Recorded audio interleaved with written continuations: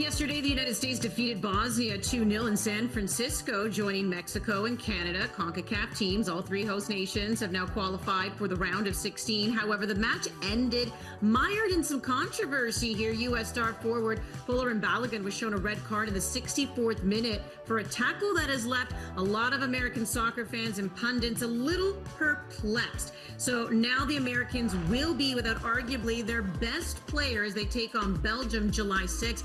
He is the leading scorer with 3. So there's a look at the bracket there and how that fills out. So Belgium will be their opponent. And let's talk a little bit more about this as we welcome on in Julie Stewart-Binks, who's covering the World Cup for Fox. And I guess I got to ask you first, Julie, about the red card. And where do you stand on this? Do you think that was a red card? Well, Andy, great to talk with you. I feel as though unanimously everyone seems to agree that it was not a red card. I feel as though it's just sort of a circumstantial situation where his foot is coming down. There's no malice, no ill intent. It's just really unfortunate. And I think that, you can go through everything, all the different referees explaining VAR and everything that I'm not going to go into all that. I'm not a rules analyst, but I'd say that watching it, if you didn't know, I'm not a rules analyst and I'm not going to try to explain it, but I have seen, we've seen this happen with Messi earlier in the tournament. We've seen this happen right here. I think that the punishment doesn't fit the quote unquote crime, which I don't believe there was any ill intent there. So that's just honestly just unfortunate for them. Yeah, I think that's probably been the biggest issue, right, is just comparing it to Messi and the fact that he didn't even get a card at all. And that's where everyone starts to go, but, right, when you look at the two. And that's what leads to the controversy, so to say. Now, do you think that that's kind of taken the air out of the sails, a little bit of the celebration here? Or, is this what people are mostly talking about still? Or are they still like feeling good and looking ahead to Belgium? Well, there's definitely that one side of talking about it. And I think that one thing just to mention is that when you do slow it down, right, everyone says when you slow it down or when you just see that one image of sort of his boot up against like the ankle of the Bosnia player, it just looks as though it's worse than it is. And I think that there's a talking point about that immediately after the game. But then I think the fact that they responded, and this is a team that I've seen play so many times before that has been up 1-0 and they go down 10 men and they don't pad the score. Like they're able to come back and score a goal without a man on the pitch. And I think that when you look at that, the fact that they were able to stay composed, stay playing the way that Pochettino wants them to, being aggressive, but also being able to defend really well, where Bosnia and Herzegovina could really have hurt them in that situation. And especially with the way Malik Tillman had that free kick, which was like, oh man, just absolutely chef's kiss. Everyone's talking about that free kick and how they're able to finish this game up 2-0. And so then there's this idea of, wait a second, like our best player got a red card and wasn't in this game and isn't going to be in the next game, but we won this match by also scoring another goal. So showing like this team has so much more depth than in the past. And I think it's almost, if you look at a choose your own adventure or sliding doors, like the last couple years or last couple World Cups, it might have gone a different way, but they're going in a different direction. There's a completely different vibe around this team. And I wanted to show this to all of our Canadian viewers. This is the front page of the New York Post, which usually does not have soccer on it, let me tell you. It says red, white, and through. So the biggest thing is that they made it through to the round of 16, and they were able to beat a UEFA opponent for the first time in 10 tries, which is so a European opponent. That's really kind of sad in that point, but they did it. And then there's also another headline that said red, but not dead. So they got the red card, but they got through. So I think that those are very good ways to sum it up.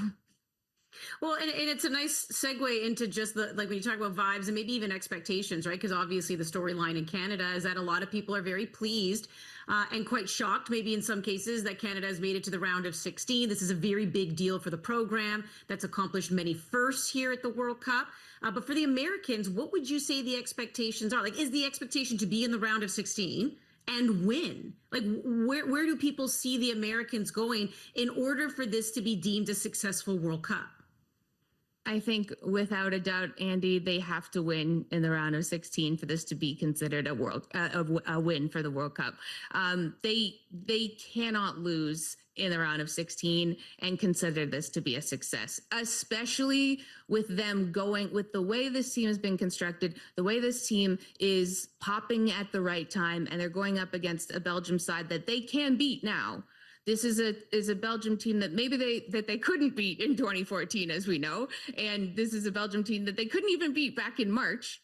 But both teams are a little bit different now, and I would say mostly the U.S. has figured out a way to play extremely cohesively in a way that if Fowler Balogun hasn't been in the lineup, they've been able to, slot in whoever that might be. Ricardo Pepi is sort of the guy that everyone's looking to. Maybe you just keep everyone the same because they've been playing so well and insert him. There has been Haji Wright as well, but he hasn't been someone that Poch has really gone to in a situation like this. So I think that if they aren't able to win this match against Belgium, people will be looking way more into the red card incident. I think that will be a big point because they might be looking at it as an excuse if they aren't able to win.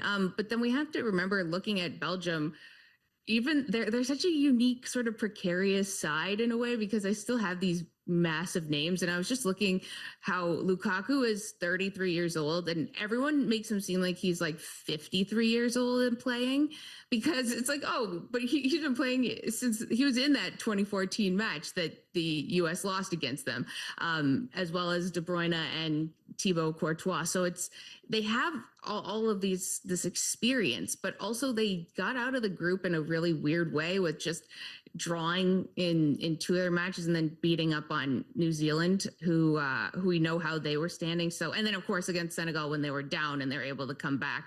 So I think it's going to be a unique game. I just think that if the way that the US has gone, like the fact that they played Bosnia in the round of 32 and didn't get maybe a more difficult opponent, quote unquote. I mean, they have been very difficult. We saw Canada also had some difficulty with them, but I think just the way the route is going for the US, like they have to beat Belgium to be able to consider this successful.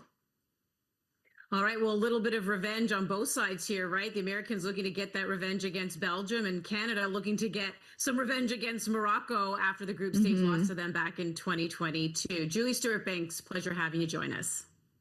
Thanks so much. So that USA-Belgium game also goes Monday, July 6th. That'll be 8 p.m. Eastern for that quarter-final head-to-head, and we'll see if the Americans can keep the good time rolling. As we know, it wasn't an easy round of 32 for Kevin De Bruyne and Belgium against Senegal. So let's continue talking about the Americans here. And John, I'm going to ask you straight out, like, if you thought that should be a red card. That's the big topic here, and I'm curious to know if that should have been red. Come on, now you stop it. Absolutely not a red card. Absolutely not. Both players were in the same space fighting for the ball. It was more unfortunate and accidental, the contact, but because they were able to slow it down, look at it in instant replay, it looked worse than what it was, and it should have been maybe a yellow card, but should not have been a red card, and it's a big loss. He's got 3 goals already in the tournament. Now it's opening the door for other players to step up, and I think this is a huge opportunity for that guy right there, Christian Pulisic. It's his time to shine. He's the face of U.S. soccer. And in big moments, big players need to show up. I was fortunate to play with Landon Donovan for a number of years. And whenever we needed him to score, he would show up and score. When he played for the national team, same thing. I think back to South Africa in the World Cup there in 2010. He was unbelievable. Now, for me, this is the time for Pulisic to step up his game and show what he's made of and show the country that he can put this team on his shoulders and in the biggest moments score big goals.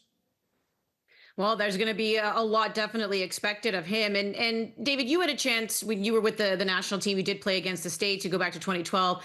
That was a 0-0 draw. That team went on 2014 World Cup. As we know, they did reach the round of 16. That was FIFA 2014 Brazil.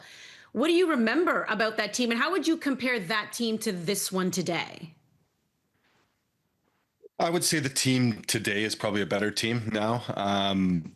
obviously you had some world-class players in that 2014 team, but I think overall now you've got more players at top teams in the national team, especially their starting 11, the US, playing in the Premier League, playing in Italy, playing in Holland, and playing top football week in, week out, and that only benefits your national team. We've seen that with our own national team, especially post 2022.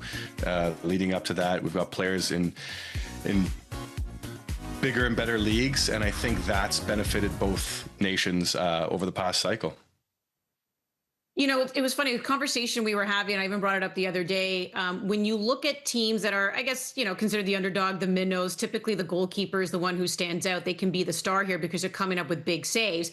And I guess if you even look back to 2014 or early days, John, like that was Tim Howard, right? Like for the longest time, I mean, this is a much better American team, but when you look at the American teams of the past, oftentimes the goalkeeper was the star.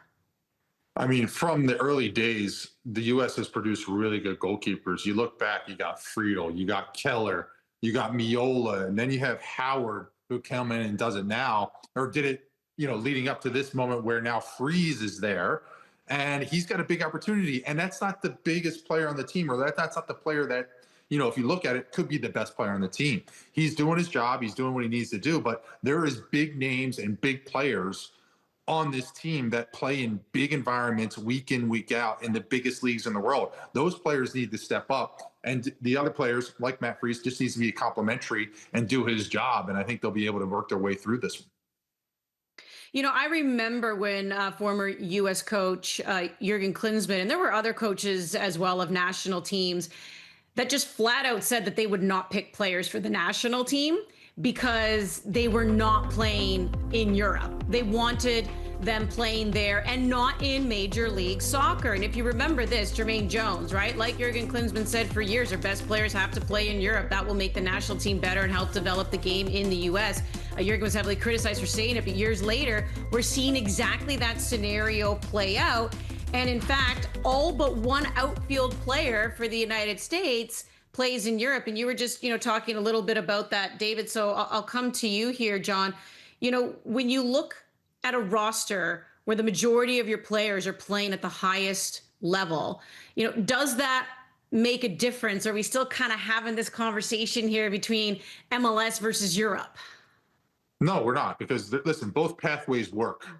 Okay, you can go to Europe and make your way through, or you can do it through MLS and the pathways here. Listen, Freeman come through Orlando City.